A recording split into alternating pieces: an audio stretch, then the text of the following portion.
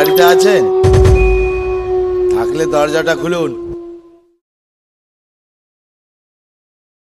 চিঠি আছে।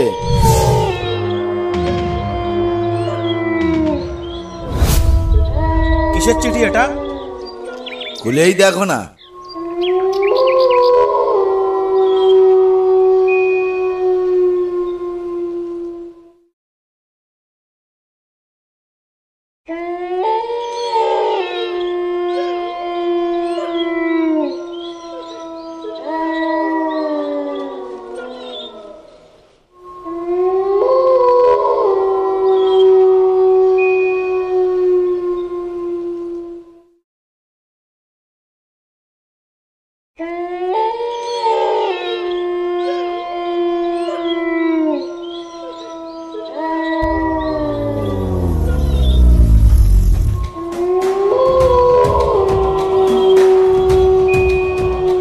এই তোমরা এখানে এত ভিড় করছো কেন? কি চাই তোমাদের? হুজুর, আমরা নালিশ জানাতে এসেছি। আমার গরুটা কাল রাতে নিখোঁজ হয়ে গেছে, তাই ভাবলাম কোনো চোরে নিয়ে গেছে হয়তো। কিন্তু আজ দুপুর বেলায় নদীর ধারে ছিন্ন ভিন্ন অবস্থায় পাওয়া গেল, কিন্তু মাথাটা পাওয়া গেল না। আচ্ছা হুজুর, বাঘে নিলে তো হাড় গরুগুলো পড়ে থাকতো, কিন্তু এ তো বাঘের কাজ নয়। স্যার, আমার কিছু চুরি হয়নি, কিন্তু প্রত্যেকদিন আমার উঠোনে ছিন্ন ভিন্ন হরিণের দেহ, ছিন্ন ভিন্ন শুয়োরের দেহ, এমনকি একদিন বাঘেরও ছিন্ন ভিন্ন দেহ পাওয়া গেছে, কিন্তু কারোর মাথা ছিল না। প্রত্যেকদিন সকালে ঘুম থেকে উঠে এমন দেখতে কার ভালো লাগে বলেন তো? স্যার, গত সপ্তাহ থেকে আমার বাচ্চাটা ঘর থেকে নিখোঁজ হয়ে গেছে। কোথাও তার কোনো অস্তিত্ব খুঁজে পাওয়া যায়নি। আপনি একটু দেখুন না। আচ্ছা ঠিক আছে, আমি সবে এলাম, ব্যাপারটা আমি দেখছি, তোমরা চিন্তা করো না। এবার তোমরা বাড়ি যাও, আর আপনি আমার সঙ্গে আসুন।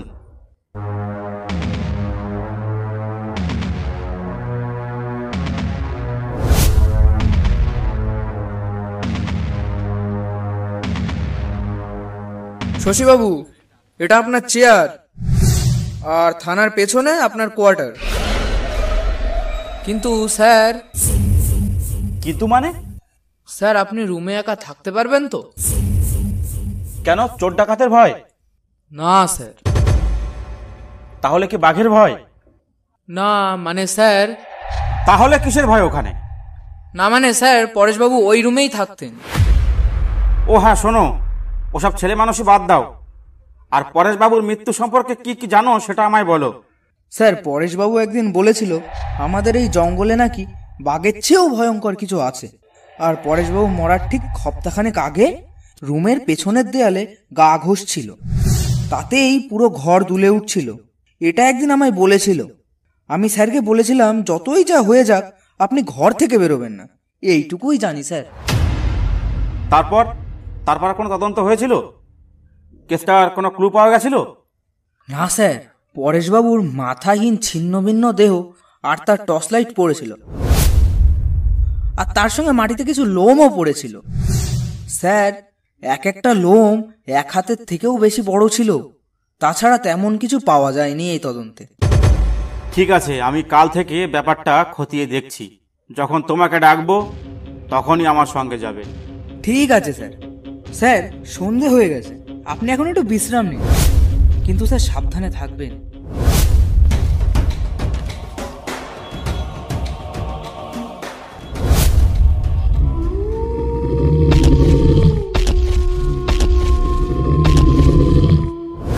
ব্যাপারটা কি হতে পারে? মাথা নিয়ে যাচ্ছে কিন্তু বাকিটা খাচ্ছে না। এটা তো বাঘ হতে পারে না, তাহলে কি ভূত? কিন্তু এক হাতের চেয়েও বড় লোম আছে গায়ে, তাহলে তো ভূত নয়। কি হতে পারে? এটা একটা বন্য জানোয়ার, এটা ভালোভাবেই বুঝতে পারছি, কিন্তু কি সেটা?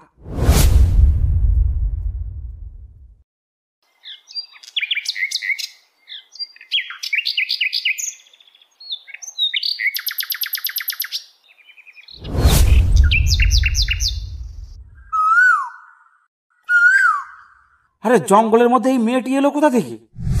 এখানেই বা কি করছে? এ কি জঙ্গলে হারিয়ে গেছে নাকি? ও গো মেয়ে, তুমি কে গো? দেখে কি মনে হচ্ছে? কি করছো ওখানে? কেন, দেখে বুঝতে পারছো না রোদ পোহাচ্ছি? না মানে আমার মনে হলো তাই প্রশ্ন করলাম। তা কোথায় থাকো তুমি? কেন? আহা বলোই না, ক্ষতি কি? এই জঙ্গলেই থাকি। কিন্তু রাতে কোথায় থাকো? মানে? মানে ঘুমাও কোথায়? তা জেনে তোমার কি হবে? বললাম তো এখানেই থাকি, এখানেই ঘুমাই, এখানেই খাই। তা তোমার পরিবারে কে কে আছে? আমার কেউ নেই, দিনরাত আমি এই জঙ্গলেই থাকি। তাছাড়া রাতে আমি ঘুমাই না, রাতে আমার সব থেকে বেশি কাজ থাকে। ব্যাপার কি? এসব কি বলছে মেয়েটা? দেখি তো একটু। তা তুমি খাও কি? কাঁচা মাংস আমার খুব প্রিয়। সর্বনাশ, এ কি মানুষ নাকি অন্য কিছু? দাঁড়াও আর একটু বাজিয়ে দেখি। তা তুমি কিসের মাংস খাও? জানতে যখন চাইছো তখন শোনো, এই বনে যত জীবজন্তু আছে সবার মাংস আমি খেয়েছি, এমনকি মানুষের বাচ্চাও খেয়েছি। শেষ মানুষের বাচ্চা খেয়েছি সপ্তাহখানেক আগে। সে কি? তাহলে সপ্তাহখানেক আগে যে বাচ্চাটা উধাও হয়েছিল সেটা নয় তো? আচ্ছা, তুমি মানুষের বাচ্চা ধরে খাও বলছো, কিন্তু এ কথা কে বিশ্বাস করবে? এই এলাকায় মানুষের বাচ্চা ধরে খাওয়া অত সহজ নয়। আমার পক্ষে সব সম্ভব। রাতে আমি 4 পায়ে শিকার ধরি। তার মানে তুমি রাতে কুকুর নিয়ে শিকার করতে বেরো, তাই তো? কুকুর কেন, রাতের বেলা কোনো প্রাণী তো দূরের কথা, কোনো মানুষ আমার সামনে আসার সাহস করবে না। আচ্ছা আচ্ছা, আমি তাহলে আসি এবার।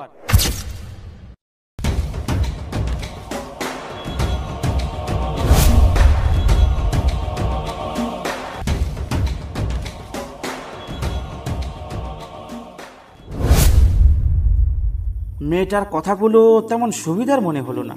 কি অদ্ভুত কথা! নিঃসন্দেহে মেয়েটার মধ্যে কোনো অলৌকিক রহস্য লুকিয়ে আছে। কাল আর একবার যাব, তাকে আমাদের বাংলায় নিয়ে আসবো, এনে আটকে রাখবো, দেখি কি হয়। তখন হয়তো এর রহস্যর কোনো সমাধান হতে পারে।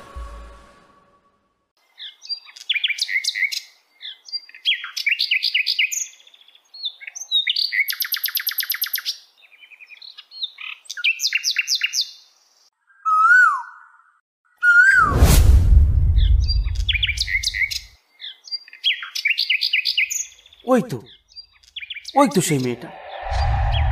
আজব তো, একই জায়গায় আজও বসে আছে। এই মেয়ে, কি করছো তুমি? রোজ রোজ এই একই প্রশ্ন কেন করো তুমি? দেখতে পাচ্ছ না রোদ পোহাচ্ছি? আচ্ছা, তুমি আমার সাথে আমার বাড়ি যাবে? আমাকে তোমার বাড়ি নিয়ে গেলে বড় ভুল হবে তোমার।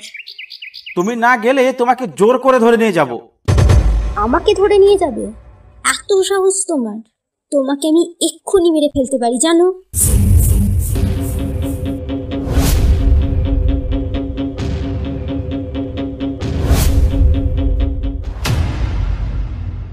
বাবু দাঁড়ান, এত জোরে ছুটছেন কেন?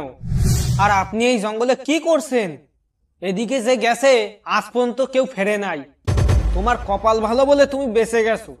কেন, কি আছে এদিকে? বাবু, এই জঙ্গলকে সবাই বলে মৃত্যুর দরজা, এইদিকে কোনোদিন যাবেন না। ঠিক আছে, তুমি এখন যেতে পারো, আর আমিও আসছি।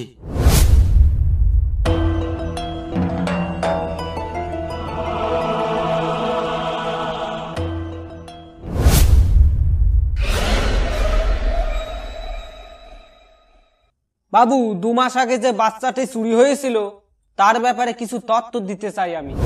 হ্যাঁ, তুমি নির্ভয়ে বলতে পারো। বাবু, সেই বাচ্চাটি কোনো সাধারণ কারণে চুরি হয়নি। বাচ্চাটির মা বলেছিল সেই দিন রাতে পাহাড়ের পেছনে খুব একটা ভয়ঙ্কর চিৎকার শুনতে পাওয়া গেছিল। তারপর বাচ্চাটিকে আর পাওয়া যায়নি। কিন্তু এই ঘটনা আপনি আমাকে বলছেন কেন? কিন্তু তার কারণ হলো বাবু, আমি আপনাকে ওই দিক 2 দিন যেতে দেখেছি। ওখানে এ তল্লাটের কেউ যায় না। ওই জায়গাটাই নাকি তার আস্থানা। তুমি কার সম্পর্কে বলছো? আমি তো তোমাকে কারোর ইঙ্গিত করিনি। সে আপনার ঘরেও আসবে বাবু, ওর সাথে অত মেলামেশা ঠিক নয়। আশ্চর্য, আপনি কে? কোথায় থাকেন আপনি? আপনি আমাকে চিনবেন না বাবু, আমি পাশের গ্রামে থাকি। আপনাকে সাবধান করা আমার কর্তব্য ছিল, তাই বললাম। এবার আপনি যা ভালো বোঝেন করুন, আমি এখন আসি।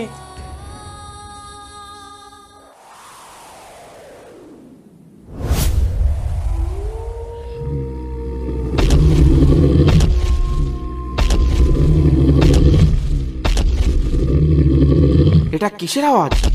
তাহলে তাহলে এটাই কি সেই ভয়ঙ্কর জানোয়ারের আওয়াজ? কিন্তু নবীন বলেছিল বাইরে না বেরোতে।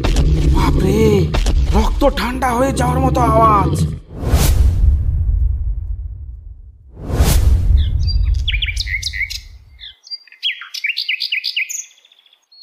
স্যার কেমন আছেন?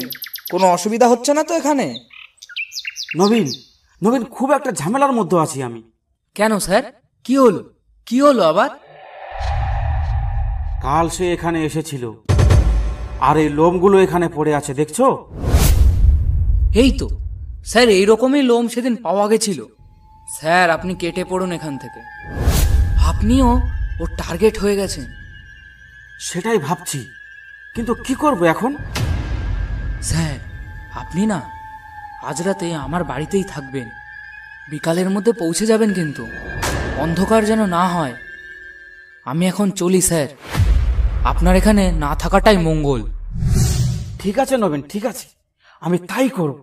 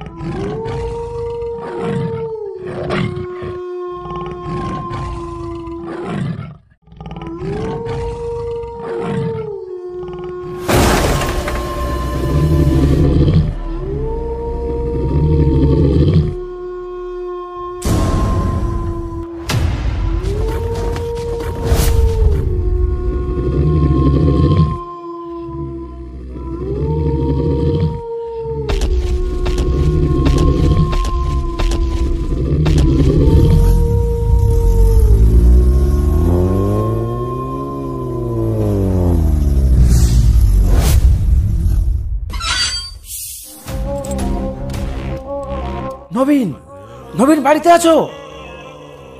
এই তো স্যার, আমি আপনার জন্য সেই বিকেল থেকে দরজায় দাঁড়িয়ে আছি। নবীন, নবীন, তার সাথে আমার দেখা হয়েছিল। সেই মেয়েটা আসলে মেয়ে নয়, সে একটা বড় ধরনের নেকড়ে বাঘ। তাহলে স্যার আপনি এখন কি করবেন? নবীন, আমি আর এই থানাতেই থাকতে চাই না। আমি কালই হেডকোয়ার্টারে চিঠি পাঠাবো। আমি কলকাতায় ভালো ছিলাম নবীন। স্যার আপনি এখন ভেতরে আসুন, তারপর সব কথা শুনছি।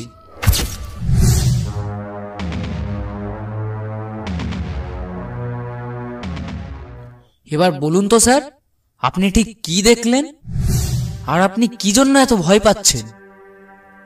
নবীন, আমি পরেশ বাবুর অপঘাতের মৃত্যুর কেসটা নিয়ে একটু তদন্ত করার জন্য একটু এ জঙ্গল সে জঙ্গল করছিলাম। কিন্তু এই জঙ্গলে সেই মেয়েটিকে আমি দেখতে পাই। তাকে কিছু জিজ্ঞাসাবাদ করার পর সে এমন কিছু উত্তর দিল, শুনে আমার রক্ত ঠান্ডা হয়ে যেতে লাগলো। কি এমন বলল স্যার যে আপনার এমন ঘাম ছুটিয়ে দিল? সে বলেছিল রাতে নাকি সে 4 পায়ে শিকার ধরে। আর কি বলল স্যার? তার নাকি কাঁচা মাংস খুব প্রিয়। এ কি ভয়ানক কাণ্ড! তারপর স্যার? শুধু কি তাই, আজ আমি আসার সময় তিনটে বাঘের খপ্পরে পড়েছিলাম। কিন্তু আপনি বেঁচে এই পর্যন্ত আসলেন কি করে স্যার? সেই ভয়ানক নেকড়ে মেয়েটাই আমাকে বাঁচিয়েছে নবীন। কি বললেন স্যার? বাঁচিয়ে দিয়েছে? কিন্তু কেন বলুন তো? সেটাই তো আমি বুঝতে পারছি না নবীন। ওর মতলব কিন্তু ভালো লাগছে না আমার স্যার। আচ্ছা স্যার, অনেক রাত হলো, এবার আপনি ঘুমিয়ে পড়ুন, আমি পাশের রুমে আছি। ঠিক আছে নবীন, তুমি তাহলে যাও।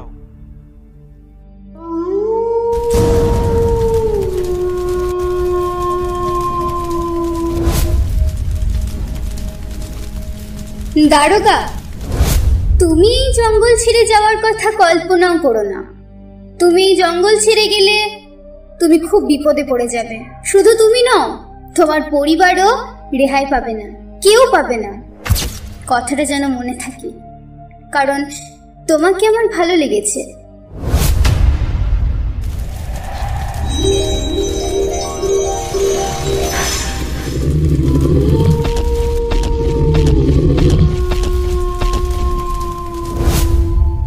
আরে এটা তো সেই মেয়েটার গলা। তাহলে তাহলে কথাগুলোকে আমাকে বলছে। কিন্তু কিন্তু এবার কি হবে উপায়? আর মনে হয় রেহাই নেই। তাহলে কি আমি একবার কালীপদ ওঝার কাছে যাব? শুনেছি এখানের সব থেকে বড় তান্ত্রিক। কাল দেখছি কি করা যায়।